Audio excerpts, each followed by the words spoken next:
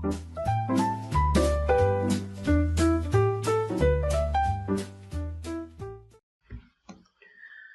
dear students, this is Mr. Muhammed Azeez. In this video we're going to continue on section 3.4. Last time we stopped on question 8, which is about distance. Distance is very important lately in Wizari. They bring a lot of questions related to distance from the section 3.4. Now let's take this question to the notebook and solve it. Let's start by reading the question. Find the rate of change. Whenever you see rate of change and it sounds hard, just replace the rate of change by derivative. Now the question says, find the derivative of the distance between a particle moving on the parabola, there's a parabola given, and the origin. The origin is 0, 0. Knowing that dx dt is equal to 2 centimeters. So if I want to find rate of change of distance, that means I'm going to find d of distance. I'm writing d capital for distance over dt. Distance has a rule. Distance is equal to x2 minus x1 squared plus y2 minus y1 squared. Since we have square and we have plus, it's totally fine if someone say x1 minus x2, but they must say y1 minus y2. This is distance. If I want to find derivative of distance, then I need to have a point, and then I need to replace the x's and y's to the same variable, then I can do derivative. For this purpose, y is equal to x squared is given, so I can write this instead of y, and I can write this instead of the other y, and here x stays x, and I can write this instead of x1. Let's say these are x1 y1 or x2 y2. That doesn't make a big difference. Now replacing, distance is equal to bracket x minus 0 squared plus, in place of y we write x squared plus 1, and in place of y1 I write 0. There is a minus, which at the end doesn't matter. X squared plus 1 is in place of this y, which is here given, and minus 0 squared, this is the distance. Now distance is in terms of x only. I can simplify, then do the derivative according to x. I did not do derivative, so I just write d. I don't write d by dt or d by dx. X minus 0 is x, power 2 is x squared, plus this bracket, this 0 is nothing, this 0 is nothing, we just have x squared plus 1, power 2. X squared plus 2 power, x squared plus 1 power 2, if we expand it, it will be term 1 power 2, which is x power 4. Term 1 times term 2 times 2, which is 2x squared. And 1 squared is just 1. Now we have like terms. This is still d, not derivative. This is still distance. We have x power 4 plus 3x power 2 plus 1. Now if we go back here, d capital by dt, following chain rule, is going to be d capital by dx, because it's containing x, multiply by dx dt, which is given. Now all I have to do, I have to do derivative of this according to x. So d of distance by dx is equal to, this is square root, so 2 times the square root go down, x power 4 plus 3x squared plus 1. and the derivative of inside the square root goes up. What is the derivative of x power 4? 4x power 3. What is the derivative of 3x squared? 2 goes down, times 3 will be 6x. And the derivative of 1 is 0. This is d by dx. That means what I have here is this. So if I multiply this by dx dt, which is 2, I will get d capital by dt. So d capital, that's rate of change of distance or derivative of distance by dt, is equal to this thing multiplied by 2. And if I multiply this by 2, 2 cancels 2 off the denominator. So final answer, 4x power 3 plus 6x over square root x power 4 plus 3x squared plus 1. So this is the rate of change of distance of a particle that moves on this parabola. This is the answer in terms of x. Done. Rule of distance is x2 minus x1 squared plus y2 minus y1 squared, all under square root. This is rule of distance between 2 points, and you really need to memorize this rule. You need it here for section 3.4, and you definitely need it for optimization section 4.5. And we need it in chapter 1 as well. Okay, question 8 is complete. Now question 9.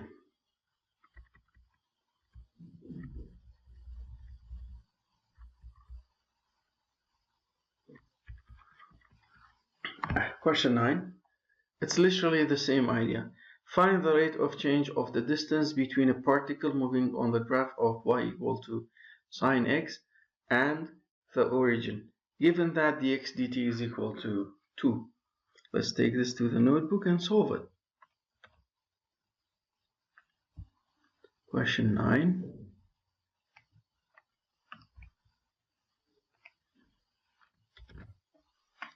Let's start solving. Step 1, I start by writing the rule of distance. D equal to x2 minus x1 squared plus y2 minus y1 squared. What is x1, y1? Origin. x1, y1 is 0, 0. So I write 0 in place of x, 0 in place of y, here and there. Another replacement, x stays x. Instead of y here, I'm going to write sine x. Then the function will be in terms of x that is going to be ready to do the differentiation according to x. Now let's do the replacement. This is still distance is equal to x minus 0 is still x power 2, so x squared plus, and instead of y we said we have sine x minus, and instead of y1 we have 0 squared. One more step simplifying, that is going to look like this, x squared. Sine minus 0 is still sine power 2, so x squared plus sine squared x. Now if we do derivative of this according to x, d of d capital according to x is going to be at square root, so 2 times the square root go down, x squared plus sine square x, and the derivative of inside goes up, which is 2x plus 2 sine x cosine x. If sine is power 2, the derivative will be like this, power goes down, sine stays the same, power minus 1, then times the derivative of sine, which is cosine. Now I have this. we can replace this 2 sine x cosine x, we can replace it with sine 2x, then multiply this d by dx by dx dt, so the result will be d capital by dt. According to chain rule, d capital by dt means rate of change of distance is equal to derivative of d according to x once multiplied by derivative of x according to t, which is given. dx dt is 2. And what I have here, this is this part. If I just multiply this part by 2, the result will be rate of change of d, or d by dt. So d by dt is equal to, if I multiply this by 2, only this 2 gets cancelled. What's remaining is 2x plus 2 sine x cosine x. That's a trigonometric identity. It's going to be sine 2x over square root x squared plus sine squared x. So this is the answer of question 9.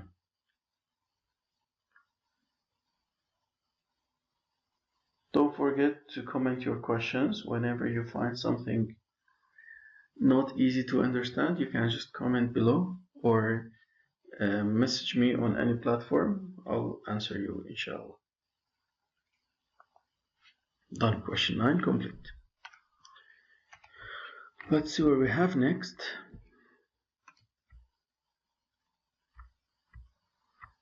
The triangle. Question 10.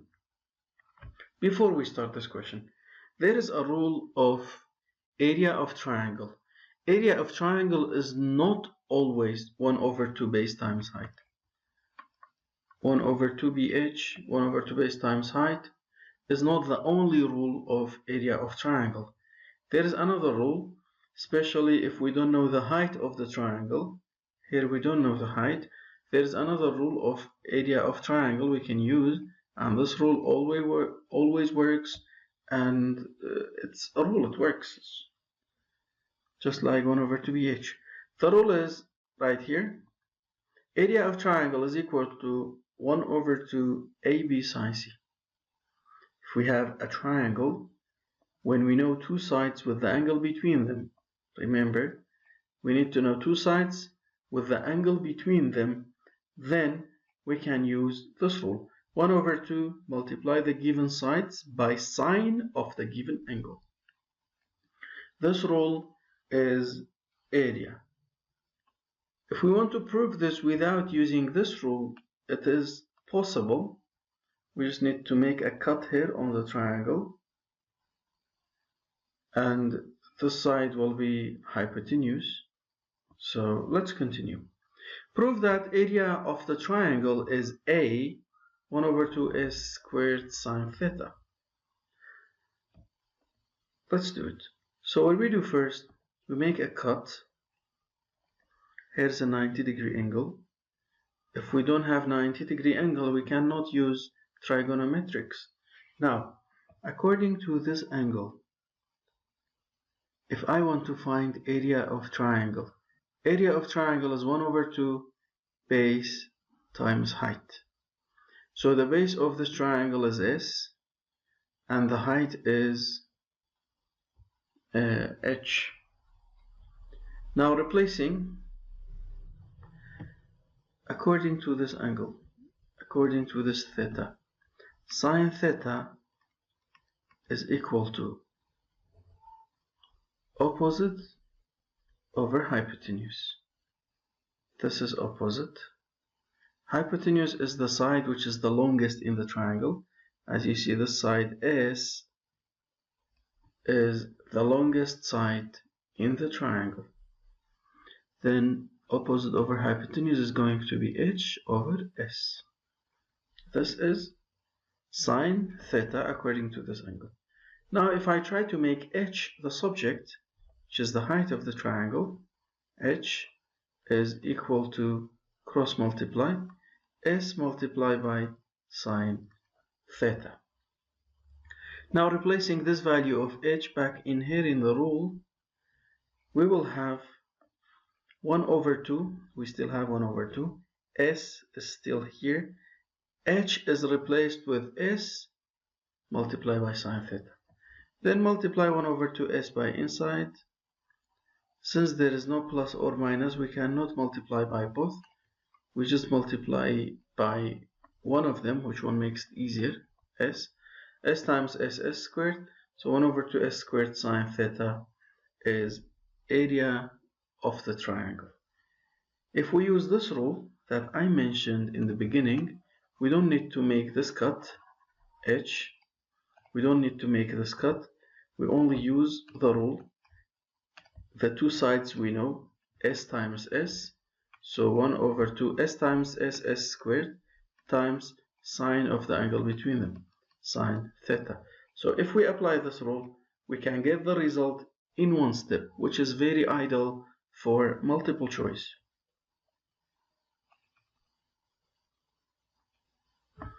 Part B is asking for, given that theta is increasing by 1 over 2.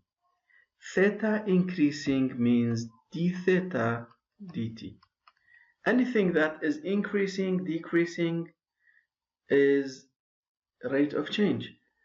Maybe the question does not say theta is increasing in the exam. The question might say the rate of change of theta is 1 over 2. That is the same meaning. Derivative of theta according to t is 1 over 2. Okay. Why we need this? If we do derivative of area, according to s, here we don't have x to say dy dx, we just say dA ds. This is normal derivative. And when we multiply the normal derivative by, actually this is theta, not s. S is just a number, it's the side length.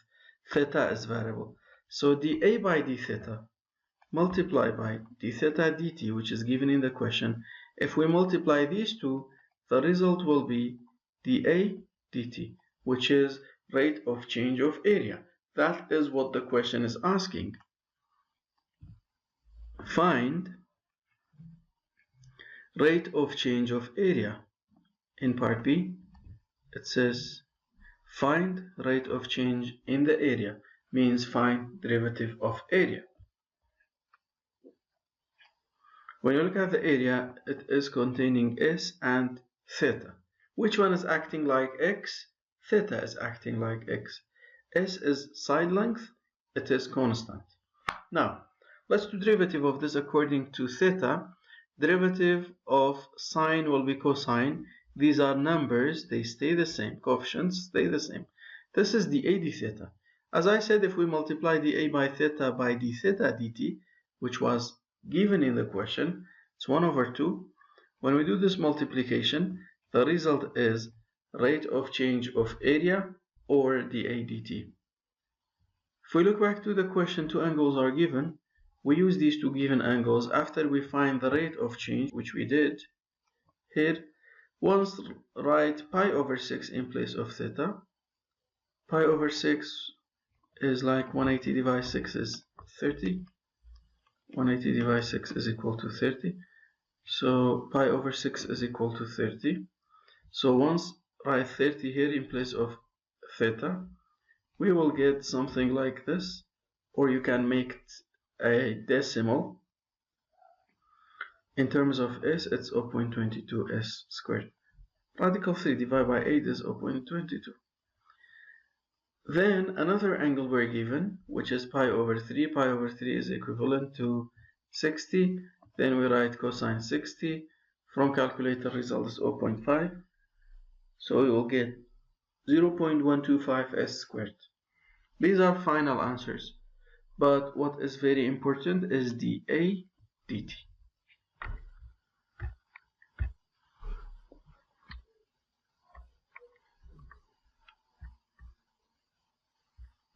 In part C, explain why the rate of change of the area of triangle is not constant.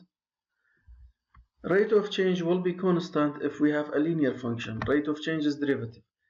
If we have x power 1, when we do derivative, we will have numbers as the result, and number is constant. But here we have sine. If we do derivative, it will be cosine. Then it is not constant.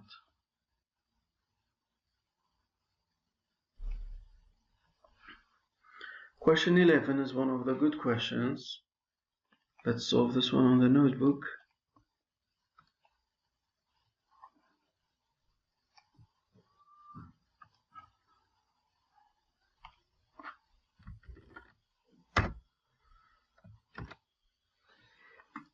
There. Rate of change. Is there a value of x in the interval 0 to pi where the rates of change of the two functions or two following functions are equal? Here, this rate of change is not related to t. It's just a normal derivative. Simply the question says, is there any value that makes the derivative of this function to be equal to the derivative of this function? So we will find derivative of this and this, then we equalize them, solve it like an equation. The result will be the answer of the question. So we begin with derivative of f. Derivative of 1 over cosine, we can use quotient rule because it's a fraction, or we can use the idea of power. Send cosine up becomes cosine power negative 1, cosine power negative 1 x. This is power, it's not inverse, so it's better to write it like this. Cosine power negative 1x. If we do derivative, cosine power negative 1, power goes down, bracket the same, power minus 1 times derivative of inside. We can do this.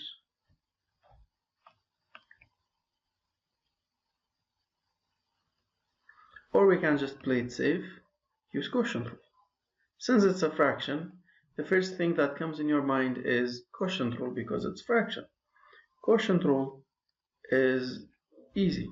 Denominator power 2, cosine square x, denominator times derivative of numerator, cosine x times 0, minus 1 times derivative of cosine is negative sine x.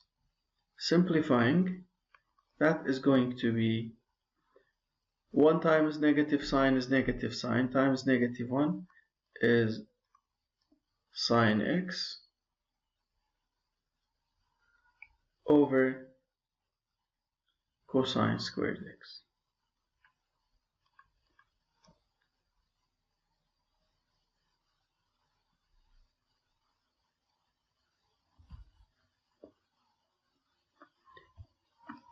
Derivative of g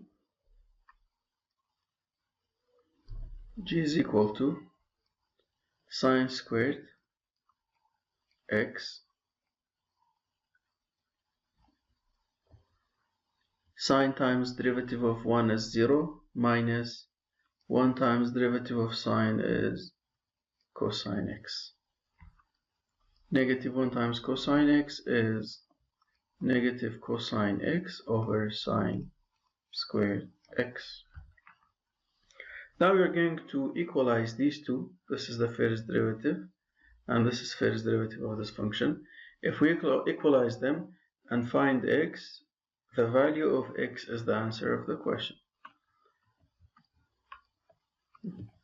So this is equal to this, negative cosine x over sine squared x.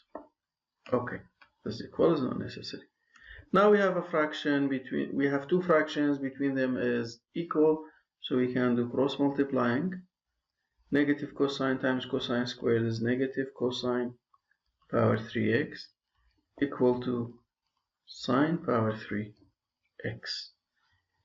If you want to solve a trigonometric equation, try to have one trigonometric.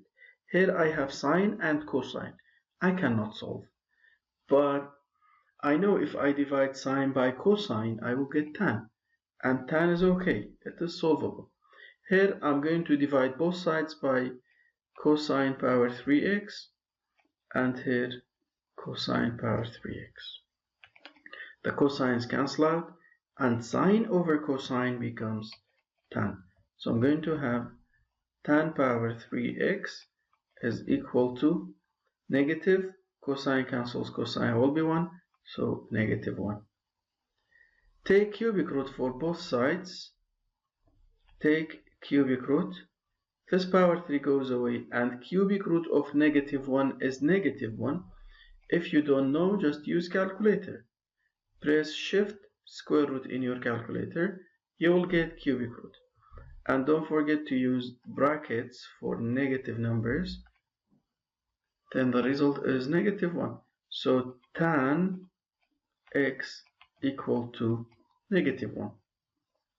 To find the value of x, we need to do tan inverse. Again, calculator, shift tan, that's tan inverse of negative 1. Tan inverse of negative 1 is equal to negative 45. X equal to negative 45. That is good, that's an answer, but we have one little problem. The problem is negative 45 is not in this interval. So even if it's in the multiple choices, don't choose negative 45 because it's not in the required interval. This interval needs numbers that are from 0 to 360. No more, no less. Let's erase this to have some space. We're going to use the quadrants. I know so many students hate quadrants, but it's the best way. Look at here. Firstly, there is something called a stick. What is a stick? A stick means in the first quadrant, all trigonometrics are positive. In the second, only sine is positive. In the third, tan is positive. And in the fourth, cosine is positive. Here, what do you have? Don't you have tan negative? The result of tan is negative. That means tan is negative. This means the quadrants I need are the quadrants that make tan negative. Here, all of them are positive, including tan. Here, tan is positive. That means in quadrant 2, tan is negative, and in quadrant 4. That's very good when you locate the quadrants you need for the question you are solving right now. The angle 45 negative is clockwise, so I'm going to draw an angle here. It's not accurate, but that's negative 45.